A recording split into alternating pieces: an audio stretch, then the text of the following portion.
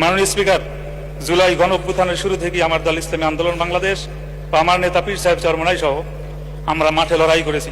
নানা কারণে অনেকেই যখন দলীয় ব্যানারে এই অভ্যুত্থানের সাথে সম্পৃক্ততা ঘোষণা দ্বিধান্বিত ছিল, তখন আবু সাঈদের শাহাদতের পরে আমার নেতা পীর সাহেব চরমনাই হত্যাকারীদের প্রতি রাজপথে গর্জে উঠেছিলেন, ওই নরপিচাস আমার সন্তানের বুকে গুলি করলি কেন।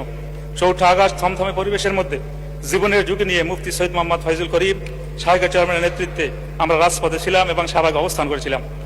মাননীয় স্পিকার, ব্রিটিশ বিরোধী সংগ্রাম থেকে শুরু করে 52 ভাষা আন্দোলন এবং আমাদের মহান স্বাধীনতা সংগ্রামের সকল শহীদ অংশগ্রহণকারীদের প্রতি আমার দলের পক্ষ থেকে শ্রদ্ধা ও সম্মান জানাচ্ছি। আমি বিশেষভাবে স্মরণ করছি ইসলামী আন্দোলন বাংলাদেশের প্রতিষ্ঠাতা আমির মাওলানা সৈয়দ মোহাম্মদ ফজলুল করিম মরহুম পীর সাহেব চরমনাই। তিনি 1987 সালে সাংবিধানিক সংস্কারের প্রয়োজন অনুভব করে গঠন করেছিলেন ইসলামী শাসনতন্ত্র আন্দোলন, যা বর্তমান ইসলামী আন্দোলন বাংলাদেশ। মাননীয় স্পিকার, রাষ্ট্রপতির ভাষণ একটি সাংবিধানিক বাধ্যবাধকতা ও সংসদীয় রীতি, কিন্তু বাস্তবতা আমরা সবাই জানি রাষ্ট্রপতি মন ও প্রাণ ও কার্যক্রমে একটি ফ্যাসিবাদী শাসনের অংশ ছিলেন, যে ফ্যাসিবাদের উৎখাতে হাজারো প্রাণের রক্ত উৎসর্গ করতে হয়েছে। গণ অভ্যুত্থানের মাধ্যমে উৎখাত হওয়া ফ্যাসিবাদের অংশ যে রাষ্ট্রপতি, তিনি ফ্যাসিবাদের উৎখাতের ফলেই গঠিত হওয়া সংসদের ভাষণ দেওয়া জুলাই গণ অভ্যুত্থানকে অপমান করার শামিল।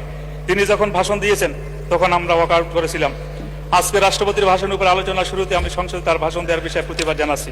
মাননীয় স্পিকার, রাষ্ট্রপতির ভাষণ সরকারি দলের স্থিতি ও তাদের অতীত সাফল্যের বর্ণনা, আগামীর প্রতিশ্রুতি সমন্বিত একটু উপত্থান, যা সরকারি দল কর্তৃক লিখিত হয়। রাষ্ট্রপতির এবারের ভাষণও এই সত্যের কোনো অন্যতা হয় নাই। মাননীয় স্পিকার, রাষ্ট্রপতি তার ভাষণে পতিত সরকারে বারংবার ফ্যাসিবাদী শাসন বলে অভিহিত করেছেন। এজন্য তাকে আরেকটি ধন্যবাদ দিতে চাই। তিনি এটা মন থেকে বলেছিলেন কিনা জানি না, তবে তার মুখে বারংবার আলোচনা শুনতে আমাদের ভালো লাগছিল। তবে মাননীয় স্পিকার, তার ভাষণে জুলাই ঘোষণা, জুলাই সনদ নিয়ে কোনো কথা নেই। সংস্কার কমিশন গঠনের কথা আছে, কিন্তু সেসব কমিশনের প্রস্তাবিত এবং দেশের সকল রাজনৈতিক দলের স্বাক্ষরিত জুলাই সনদের বাস্তবায়নের ব্যাপারে কোনো কথা নাই। এই বিষয়টি আমাদেরকে হতাশ করেছে এবং সত্য হলো প্রস্তাবিত সংস্কারগুলো না হলে বাংলাদেশ আবারও স্বৈরাচার ও ফ্যাসিবাদ ফিরে আসার আশঙ্কা রয়েছে।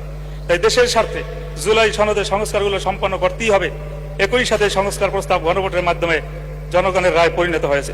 মাননীয় স্পিকার, আমার নির্বাচনী এলাকা বরগুনা 1, বরগুনা সদর, আমতলী এবং তালতলী। আমরা এই বরগুনার যে লক্ষ কোটি মানুষ বসবাস করতেছে, আমাদের বরগুনা উন্নয়নের দিক থেকে এবারে পিছিয়ে। মাননীয় স্পিকার, পায়রাও বিষালী নদী বেষ্টিত আমাদের জেলায় নিরবিচ্ছিন্ন যোগাযোগ এখন সময়ের দাবি। জনভোগান্তি লাগবে, এই রুটে দ্রুত একটি আধুনিক ফেরি সার্ভিস চালু করার জোরাল দাবি জানাচ্ছি। আমতলী, পুরঘাটা, বড়ইতালবাগ, 62 পয়েন্টে সেতু নির্মাণ করা হলে দক্ষিণ অঞ্চলের মানুষের যাতায়াতের এক যুগান্তর বিপ্লব ঘটবে, শিক্ষা খাতে ব্যাপক ভূমিকা রাখবে, যা রাজস্ব বৃদ্ধিকে সহায়তা হিসেবে কাজ করবে। মাননীয় স্পিকার, তালতলী উপজেলা প্রশাসনিক গতিশীলতা আনতে তালতলীকে দ্রুত পূর্ণাঙ্গ পৌরসভা হিসেবে ঘোষণা করার দাবি জানাচ্ছি। মাননীয় স্পিকার, বরগুনা নদীমাতৃক এলাকা, এখানে বয়ে চলছে ছোট বড় অসংখ্য খাল, নদী, নালা, যার ফলে অত্র এলাকায় যোগাযোগের জন্য রাস্তা, কালভার্ট, ব্রিজ, স্লুইস অতীব গুরুত্বপূর্ণ বিষয়, কিন্তু বিগত বছরগুলোতে এখনো অত্র খাতে লক্ষণীয় কোনো কাজ হয় নাই, যার ফলে আমার অত্র নির্বাচনী এলাকার বিভিন্ন স্থানে প্রায় 300 অতি ঝুঁকিপূর্ণ ব্রিজ, কালভার্ট রয়েছে, যা মরণ ফাঁদে পরিণত হয়েছে, যেটি অত্যন্ত মানবিক ও দুঃখের বিষয়। তাই আমার নির্বাচনী এলাকার রাস্তা, ব্রিজ, কালভার্টগুলো অতি দ্রুততার সাথে পুনর্নির্মাণ একান্ত প্রয়োজন। মাননীয় স্পিকার, তালতলী বরগুনা থেকে বিচ্ছিন্ন একটা উপজেলা, এ জায়গায় একটা দ্রুতগামী একটা ফেরির ব্যবস্থা করার জোরালো দাবি জানিয়ে আমি আপনাকে অভিনন্দন জানিয়ে শেষ করছি। আল্লাহ হাফেজ। আসসালামু আলাইকুম রহমতুল্লাহ। ধন্যবাদ মাননীয় সদস্য।